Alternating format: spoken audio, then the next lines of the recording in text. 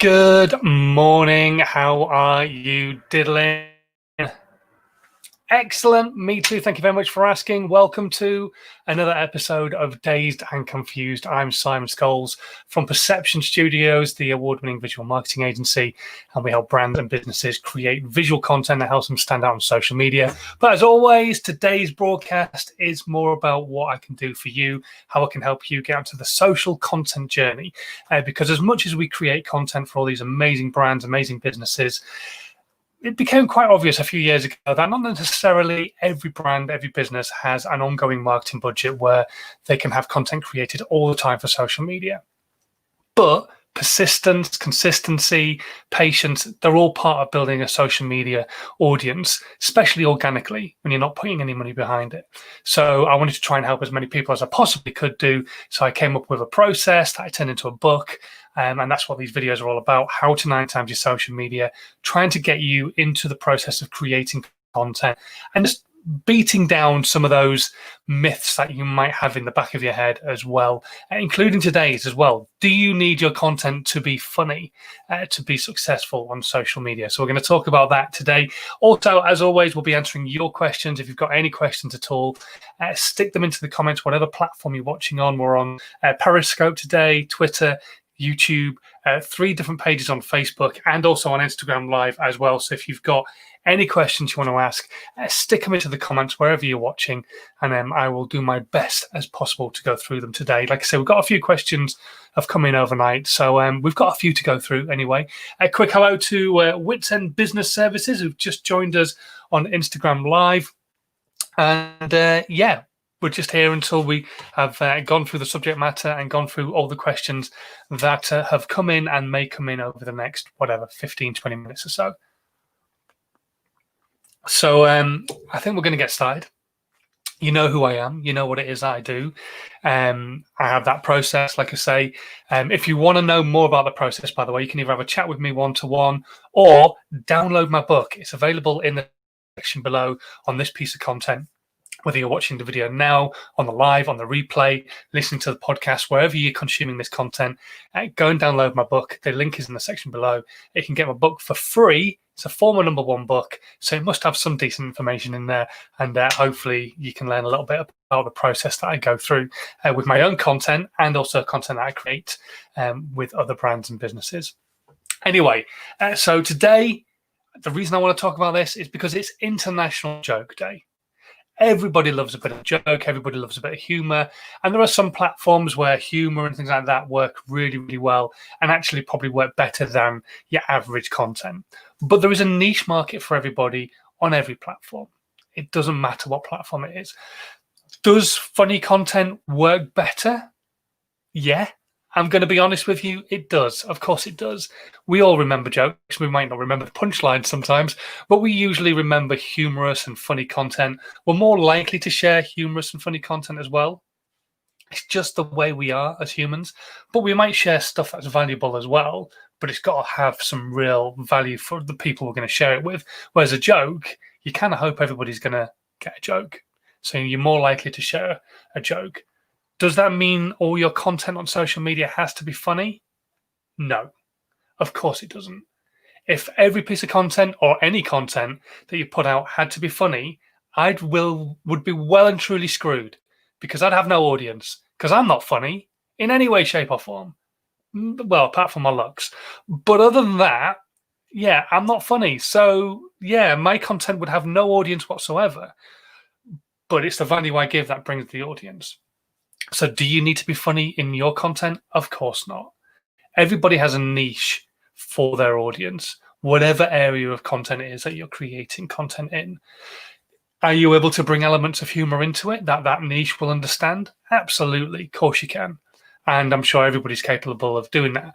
But is it essential for your content to be funny? No, not in any way, shape or form. You don't have to be funny on your content. Yes, it will help. It will help your content not necessarily be shared, but make it more engaging, allow people to potentially sit down for slightly longer to consume it. So if it is like a live video like this, and you are a good presenter and you are humorous with the way that you put across what you've got to say, then people are going to be more engaged. They're not going to switch off halfway through what you've got to say. But It doesn't mean you have to be funny. As long as you're passionate, as long as you're giving value, as long as you actually care about what it is you're talking about, then the audience are likely to stay engaged because they're interested in that niche. They've come to watch your content for a reason. If you are an accountant, they've come to watch your content because they want to learn more about what it is you're talking about as an accountant. If you're a funnel mechanic, then they want to learn more about what it is that you've got to say about CRMs and funnels. If you are a social media expert, they want to come and listen to what it is that you've got to say about social media. They're not expecting it to be a laugh a minute. They don't think you're Peter Kay. They think you're the expert in the area of that they need some help. You're the voice of authority. So as long as you are able to talk with passion about the subject matter, then that's all that really matters. And talking about passion is kind of almost another subject completely, because the amount of people you see saying, well, I want to start a YouTube channel, or I want to start a business, but I don't know what to do. I don't know what to talk about. Well, if you're just going to talk about something that you think is going to bring you an audience, then you're creating the wrong content. You need to be creating content about something that you give a shit about. I care about social media. I care about video. It's something I'm really passionate about. I care about audio. These are things that I've worked on and worked with for years. And so I have a true passion about them. And my passion, I hope, comes across in the content that I create.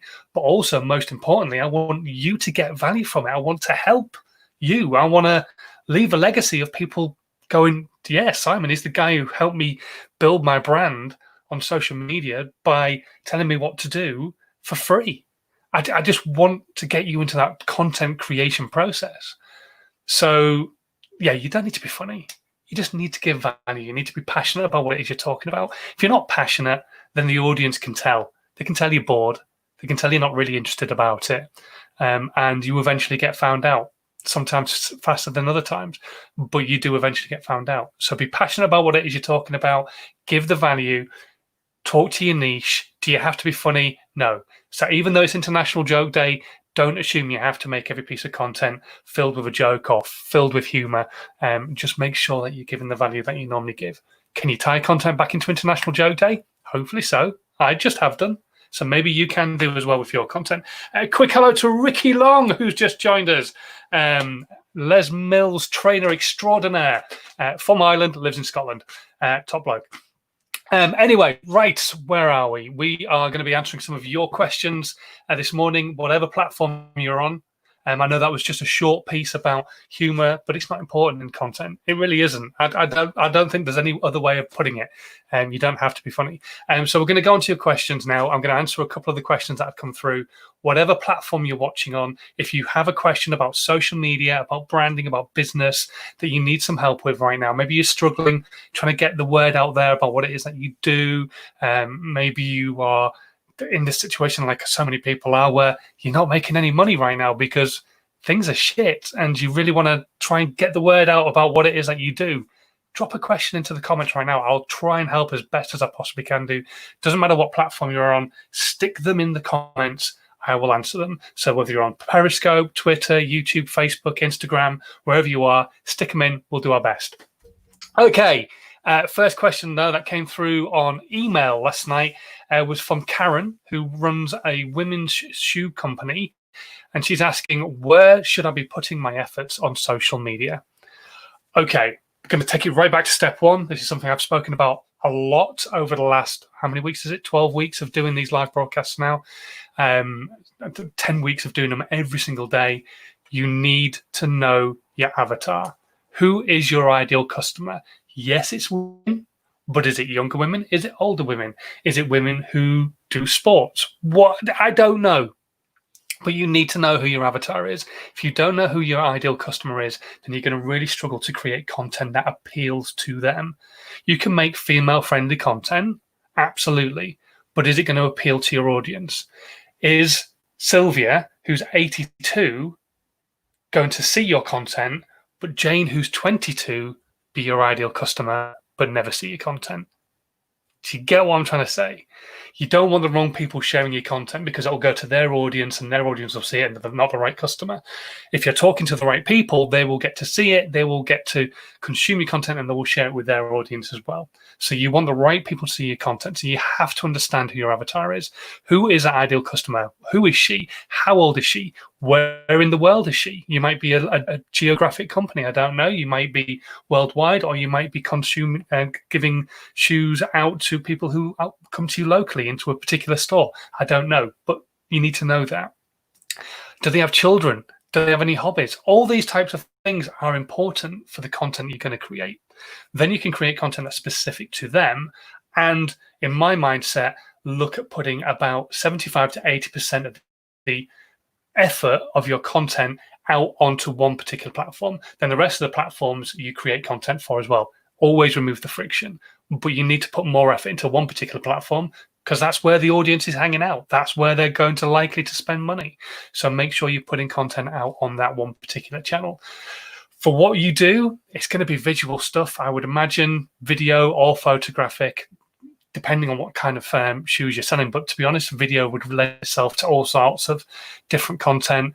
Pinterest is a great place for buying products. A lot of people will buy a product because they've seen it on Pinterest. The product's had a text overlay because it's got the price on it. They're more likely to buy from that than actually go back to the other links that they've seen and buy from those links.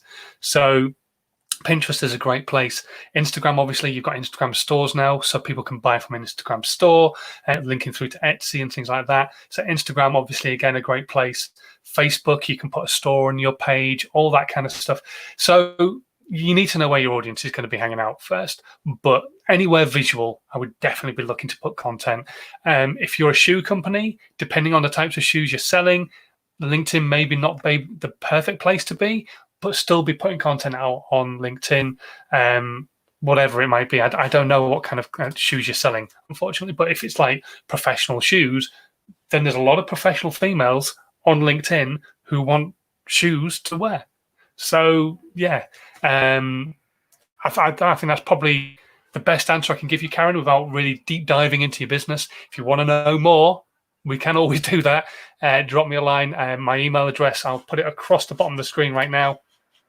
So you can drop me an email, and I'll do my best to try and help you as much as I possibly can do. Alan Spicer from the live broadcast we did a few weeks ago, he's asking, who do you watch to grow on YouTube? For me, I actually watch Alan Spicer. Great content and really on the button with understanding how content creation works and so on and so forth, and how the back end of YouTube works. And we're going to get Alan back on again fairly soon and talk more about the back end stuff a little bit and some of the other questions that have come in over the last few weeks since the last broadcast with Alan. But yes, I watch Alan Spicer to find out more about YouTube. You can go follow him on Twitter under that username on the screen right now. And then you can go find all his other content as well. I also check out Tim Schmoyer as well to just be a little bit even played field. Tim Schmoyer as well is another expert in the field of YouTube, and I love both their types of content. Probably prefer Alan's over Tim's, and I met Tim a few years ago at VidCon before he was like kind of like a YouTube guru. Really nice guy. But yes, Tim and Alan, Tim Allen, there you go, there's a name from the past. But Tim and Alan they're the content that I watch to help me grow on YouTube. We can always learn new things. Last time I had Alan on, I learned all about timestamps and how they're working now on YouTube. So yeah, there's always new stuff to learn. These platforms are consistently changing. They're always confusing. So you need to keep your ear to the ground. And sometimes it's easier to consume somebody else's content who's keeping their ear to the ground rather than doing it yourself. So yeah. Right. Okay. On to the next question.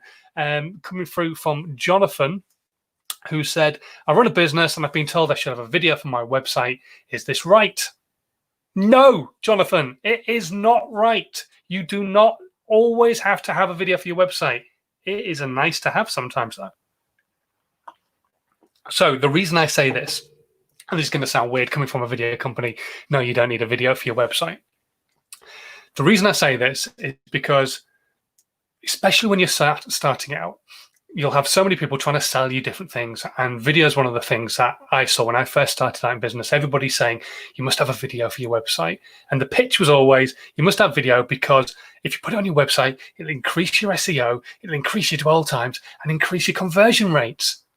And so people would get a video made for their website and it would do nothing. literally nothing. It would just sit on their website, get no views because nobody's visiting the website. And so no views because nobody's visiting. Dwell times obviously don't then go up. It's not really done anything with their SEO because they've not done it right. And there's no conversion rate because there's nobody coming. So do you need a video on your website? No. What you need is an agency like us or anybody local to you, somebody honest who's going to come in and sit you down and say to you, why do you think you need a video for your website? How well is your website performing? Because if you don't know how well your website's performing, how do you know you need a video on your website? Because yes, a video on your website will cause people to stay there longer, will increase dwell times, will increase conversion rates, will help your SEO if it's put together correctly, but it will do none of those things if you're not getting the visitors in the first place. So if your website's getting a lot of visitors and there's a very high bounce rate, which means people are bouncing off your website really, really quickly, coming away from your website, reading one page, getting away from it, they don't want to consume anything else, then a video on your website could potentially be the answer for your brand and for your business, because it will help them understand more about what it is that you do and hopefully then search further into the website and maybe make some purchases or read more about you and share some content.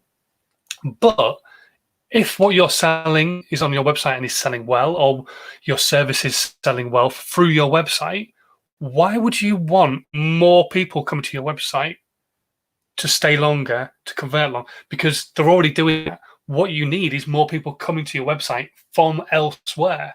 So you need content elsewhere to draw them into your website. Don't get me wrong, having a video on your website is great, but is it the most important place to start with video content? Not always, not necessarily. If your website is already performing, you need to be looking for content elsewhere, potentially in a video format, usually in a visual format of some type, be it photographic, cinematographic, video, 3D GIFs, cinemagraphs, whatever. But you might need content elsewhere to draw people to the website because the website is already converting them. People are landing on the website and going, that's what I want, click, buy, done.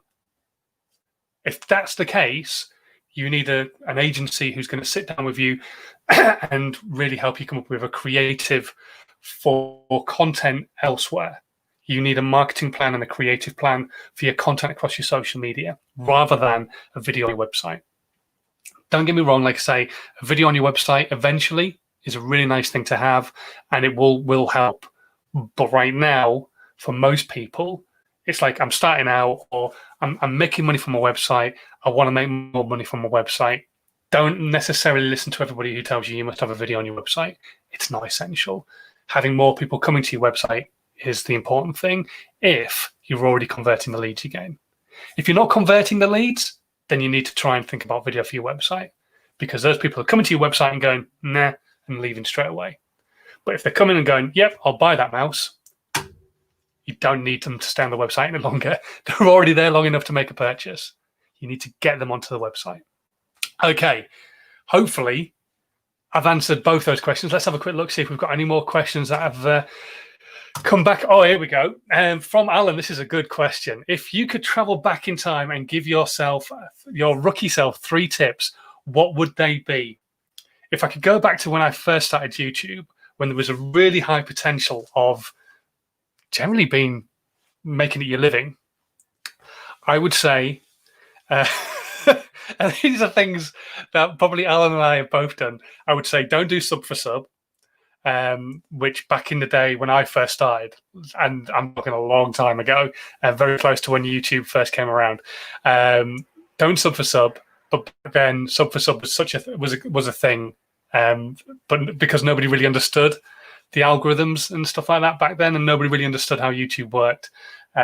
So yeah, don't do sub for sub. Stop doing that. Just build an audience of people who give a shit about what I've got to say.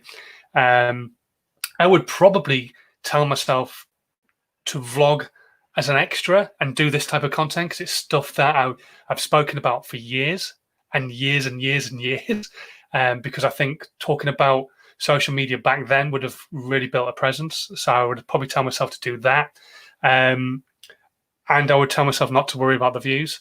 you do when you first start. You get caught up in vanity metrics. You get worried about how many views your content's getting, and you get worried about how many people are subscribing.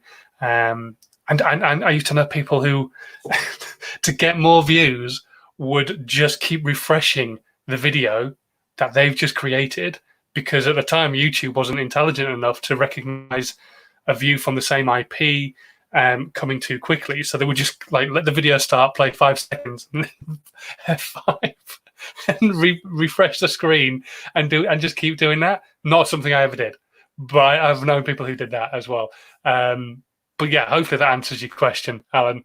But yeah, we learn from our mistakes, we, and that's just the way it is. But I've been very fortunate to learn from my own mistakes as we've gone along, and yeah, my YouTube channel's probably got quite a skew with audience, because I used to do Slovakian content and I used to mix things up, and yeah, it's there's probably way more than 3 tips, but those are the 3 I'd probably start with. Okay, right. I'm going to disappear. I think 21 minutes. We've answered your questions. We've had a good time. We've talked about humour. What more could you possibly want other than now to go and enjoy your Wednesday, create some content. Don't worry about it being funny, and yeah, have fun creating it rather than it being funny. Until Friday, I'm still getting used to saying this, but until Friday, stay safe. Have a good rest of your week. If you are brand new to this content, whether you're watching live right now, on the replay, listen to the podcast, please hit subscribe. Leave a review if you listen to the podcast. That would be amazing as well.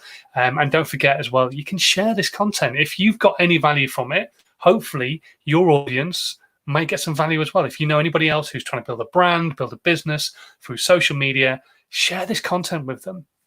Get more people coming into the fold. Get more people consuming this content whenever they consume it. That would be awesome. We can get more questions in, answer more stuff, get more help out there. And that's what this is all about. Anyway, thanks for watching. If that's about it, I think, really. There's nothing else? No? Good. Cool. Okay, have a great rest of your Wednesday, and I will catch you on Friday. Stay safe. Bye.